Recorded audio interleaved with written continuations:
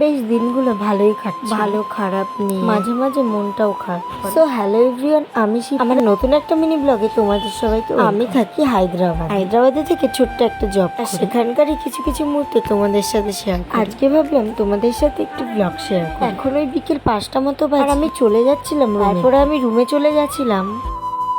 আর আমার ফোনে যেহেতু চার্জ ছিল না, আর কি পরের ভিডিওগুলো করতে পারি। যাই হোক, এখন বাজে 7টা, আর আমরা তাড়াতাড়ি করে রেডি হয়ে নিয়েছি ডিমার্ট যাবো বলে, কারণ অনেক দিন হয়ে গেছে ডিমার্ট যাওয়া। বাড়িতে যাওয়ার আগে ডিমার্ট গেছি, বাড়ির থেকে এসে যাওয়াই হয়নি। বেশিরভাগ অনলাইন থেকে সবকিছু অর্ডার করে নিই, ডিমার্ট যাওয়া হয় না। তারপরে সরস্বতী আর পিঙ্কি রেডি হয়ে নিচ্ছি, আর আমি ফোনটা চার্জে লাগিয়ে ভিডিও বানাচ্ছি। তারপরে তিনজনে মিলে বেরিয়ে পড়লাম। আর আজকে আমার ক্যামেরা ধরে দিয়েছিল সরস্বতী। পিঙ্কি আর আমি একটু হাই বলে দিই। আমরা তিনজনে গল্প করতে করতে এখন চলে যাব ডিমার্টের দিকে। আর জানো তো গাইস, ব্লগটা হচ্ছে এক সপ্তাহ আমার এডিট করার সময়, কারণ হচ্ছে আমি খুব ব্যস্ত মানুষ, তোমরা সেটা ভালো করেই জানো।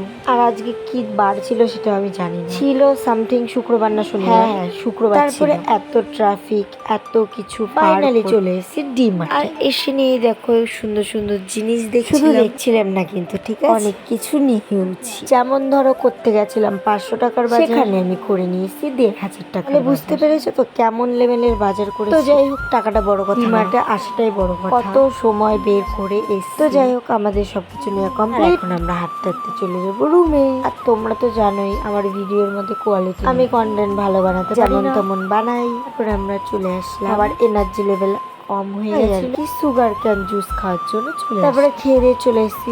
ভিডিওটা ভালো লাগলে অবশ্যই কমেন্ট করো। এভরিওয়ান, আজকের মতো এই পর্যন্ত, দেখা হবে অন্য ব্লগে। বাই।